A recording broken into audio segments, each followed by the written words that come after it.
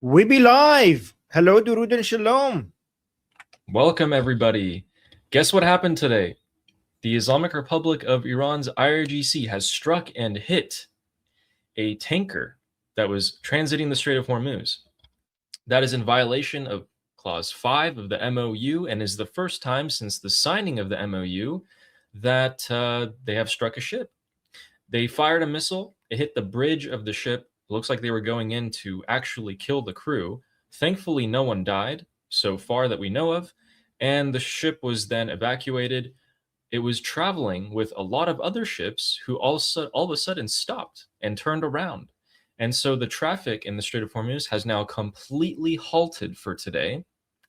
I don't know if the United States is going to like that, and because their secret agreement, so we think, was that we'll look the other way as long as the ships keep going through. The ships are not going through any longer, and to be honest, before they were not going through in large amounts anyway. So the IRGC has made a couple of statements, and we'll run through all of that. President Trump has actually pretty much beat the senators into submission. We'll cover that as well. And a lot of global events have happened, from earthquakes in Venezuela to earthquakes that were earth-shattering, as well as the United States Air Force actually conducting operations today in Iraq and eliminating Hashd al-Shabi, or Popular Mobilization Front terrorists.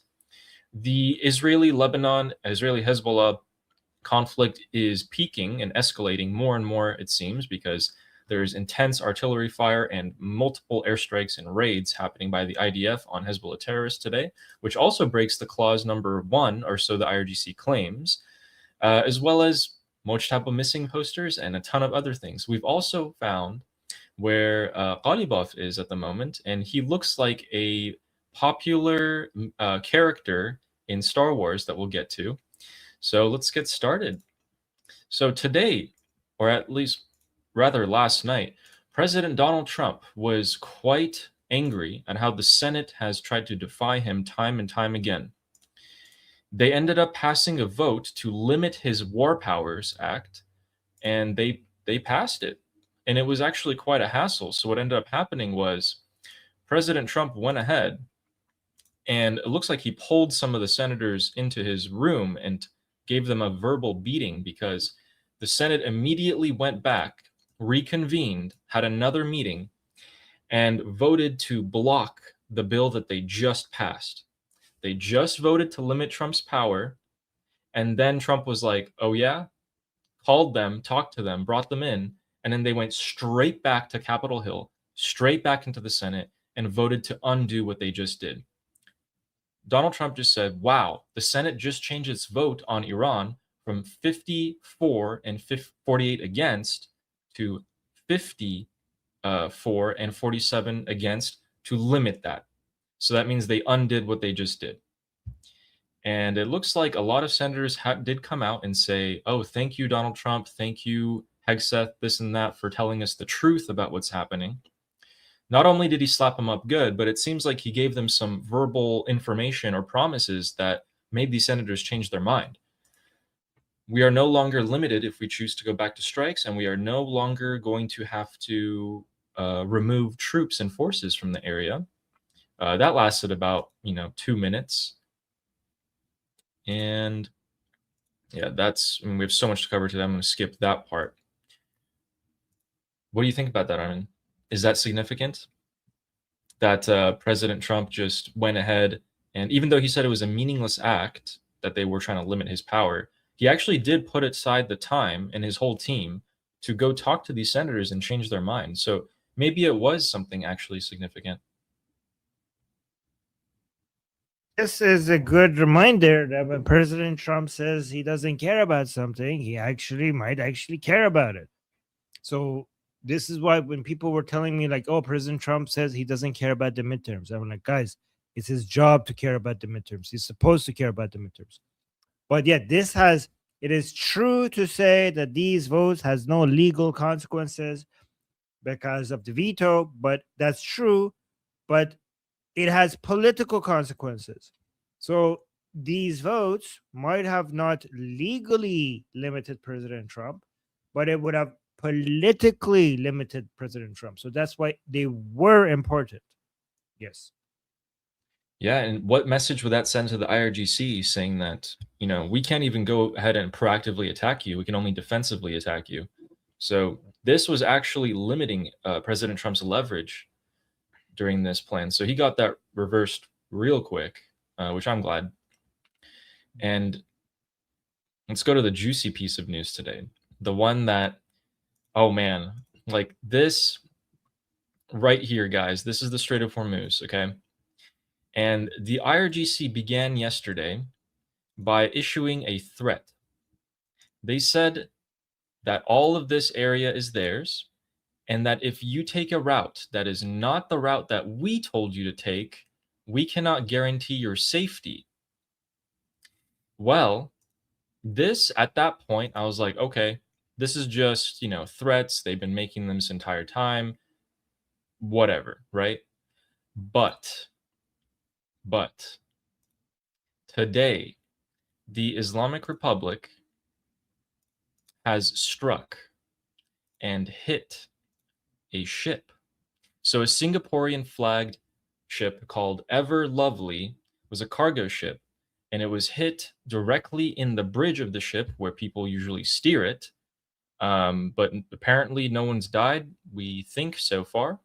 No warning was given by the IRGC, and it was attacked promptly because it was using this route, the route that the IRGC didn't want them to take. So right there, right off the coast of Oman, which is the southern portion of the Strait of Hormuz, that's the part where Oman came out yesterday, and they put this whole statement. And they said, this is the new southern route that we, Oman, are going to create. Here's the part, Armin. So we know that IRGC just hit a cargo ship. We know that Oman came out yesterday and gave an issuance saying, we will create this route. This is our route.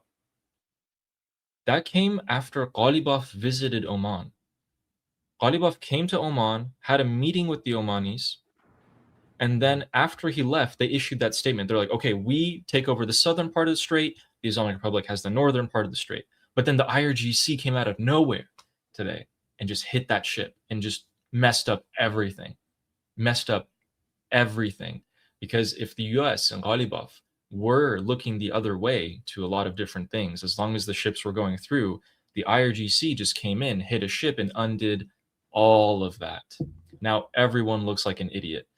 The US looks like a fool if they let this go. The Ghalibaf looks like a fool if he lets this go. The Omanis look like a fool no matter what. I'm wondering to see what the response is going to be. And as always, we usually catch, if strikes happen, live. Yeah. Yeah, I think I think both President Trump and the IRGC is timing everything based on when Ali goes live. To interesting. But I mean, what are the Americans going to do in response to this? That's the question. Do you think you're going to do anything in response to this? Also, here's why we were wondering, why was the blockade removed before all of this? You know what I mean? Like, we removed the blockade and the Strait of Hormuz is now closed. Are we going to put the blockade back on? No. Why not? But there we have it. I mean, I know why not. Oil prices. Midterms are coming. So the oil must flow one way or another. The oil must flow. So I think we're not going to see a big reaction to this. We might get a small reaction to this, but my guess is that we're not going to see a big American reaction to this. We might even get none. It's possible that we might get none. What do you think? I think they have a couple options. One, they do the love tap limited strikes. Two, they don't do anything.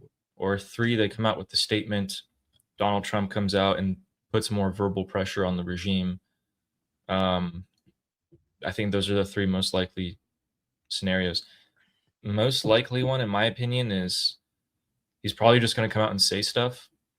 This is not what we agreed upon. Iran can't be trusted, etc., etc. The damage is done, though. The damage is done because the ships turned around and aren't transiting anymore.